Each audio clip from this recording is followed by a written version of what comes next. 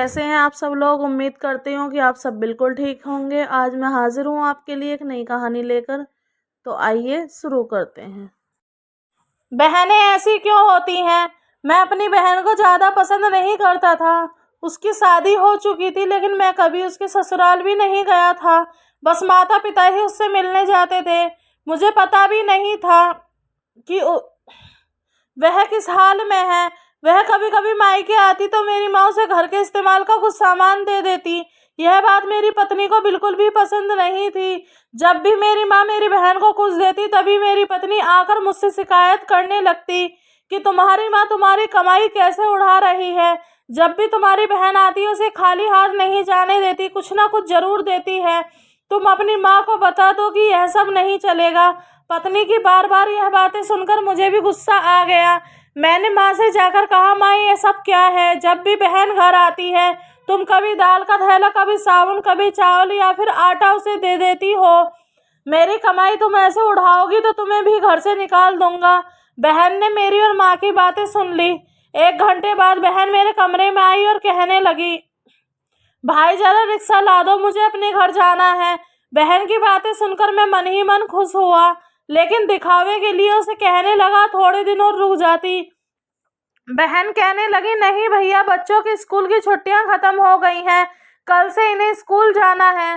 फिर वह चली गई। पिताजी के मरने के बाद जब घर का बंटवारा हुआ तो हम दोनों भाइयों ने आपस में ही सब कुछ बांट लिया। बहन को कुछ नहीं दिया। फिर भी वो चुप रही, कुछ नहीं बोली और ना ही कोई शिकायत की। बस माँ ही रोने लगी और कहने लगी कि बहन को भी थोड़ा कुछ दे दो।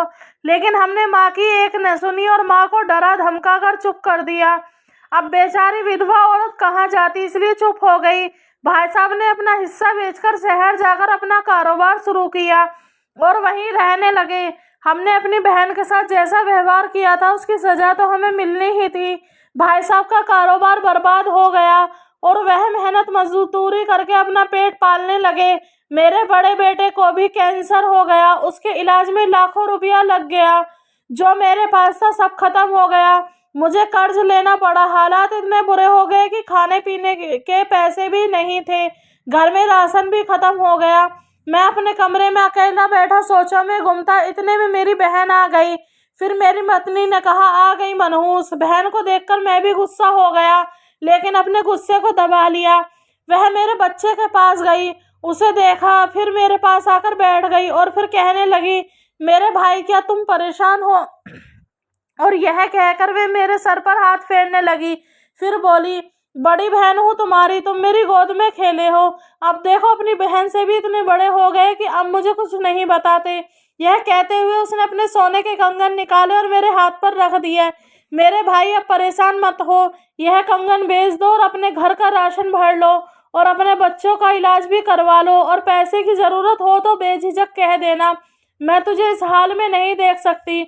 और हाँ, जाकर नाई से अपने बाल भी कटवा लेना, देख कितने बढ़ गए हैं। मैं आश्चर्यचकित होकर अपनी बहन को देखे जा रहा था। वह बोली, भाई इस कंगन के बारे में किसी को मत बताना, तुझे मेरी कसम है। मेरे माथे को चूमा और कहने लगी, अब मैं चलती हूँ, तेरे जीजा जी और बच्चे आते ही होंगे, फिर आऊंगी। मैं पहली बार उसे घर से बाहर तक छोड़ने आया। देखा तो उसके पैरों की चप्पल भी टूटी हुई थी, कपड़े वही पुराने पहने हुए थे और मैं बस उसे देखता रह गया।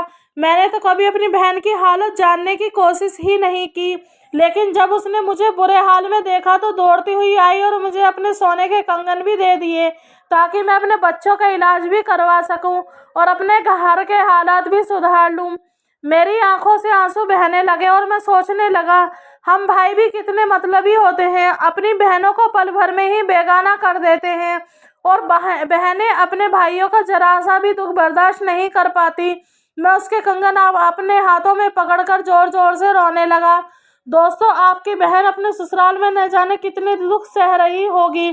कुछ समय उसके पास बैठकर उसका हालचाल जानने की कोशिश करें। ऊपर वाला सभी बहनों की झोली खुशियों से भर दे।